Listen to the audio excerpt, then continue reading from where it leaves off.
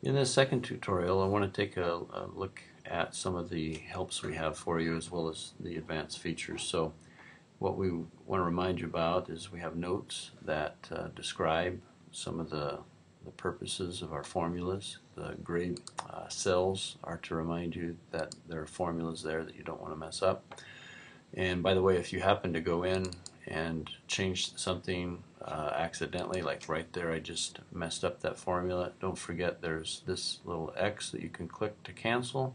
There's also under the edit menu an undo or Command Z on both a Mac and a PC. Very handy to know, and that will take off any damage that you might have caused.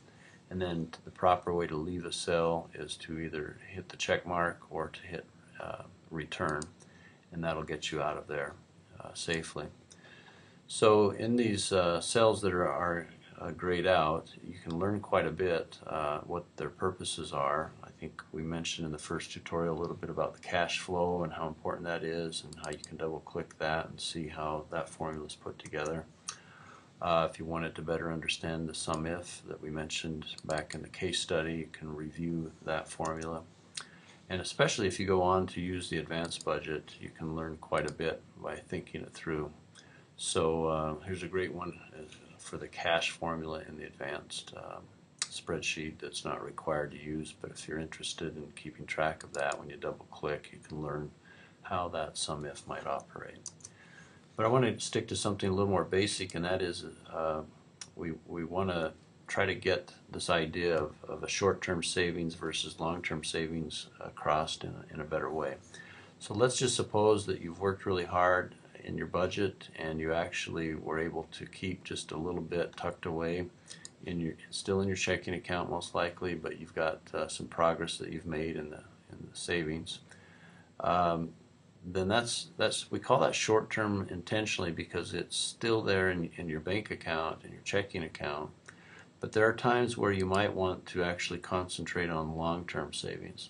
So we've got this tab here for long-term savings, and it's a totally optional part of what you're doing. It's not part of the project whatsoever, but I just wanted to give you a quick bird's eye view. And so what I have here is a what if. What if you had a savings account in which you had a total of $3,420, and yet you realize that it's not all designated for just one area. So just suppose that you know you're going to need that money in the future in 5 different, say, categories: housing, miscellaneous, travel, tuition, and even vehicle. So what you've got here in the first several rows are deposits that set this all up, and you can change those. And let's suppose I only had 500 intended to go to my mini savings account for housing. If I change that to 500, watch what happens up here as soon as I hit enter. It changes this housing right here back to 500, and it decreases the total balance, right?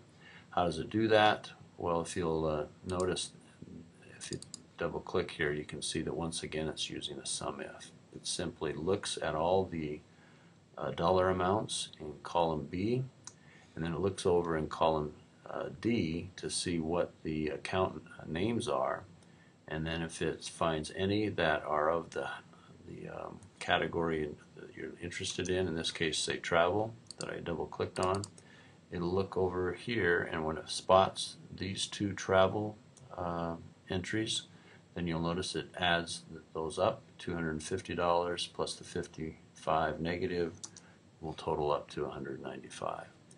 So the SUMIF is a pretty powerful function that we've built in there for you. Now, there are times when you're going to borrow from your savings account, so we have a pull-down menu here, and you choose withdrawal, and that negative 55 on travel then takes care of it for you up here. And then you put notes over on the right-hand side about what maybe this is all being used for.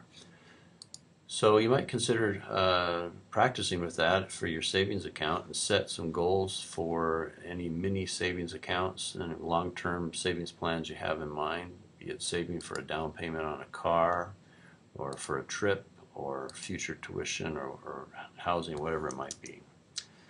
The annual summary tab here is pretty handy. You can you can archive the amounts that you've spent in your month-to-month budgets and keep track of them from January through December, and then over here in the columns P and Q it'll total and average.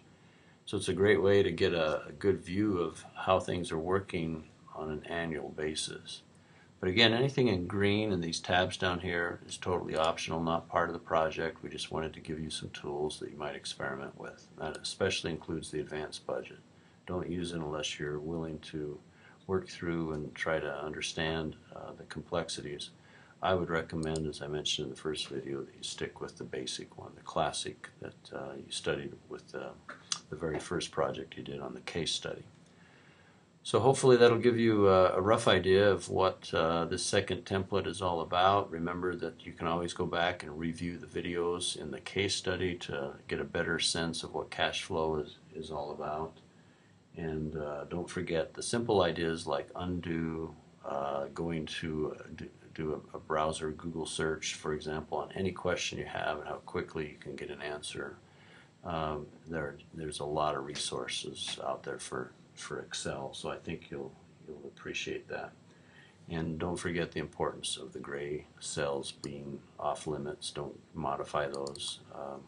It's okay to go in and see what they are, but be careful not to destroy your formulas.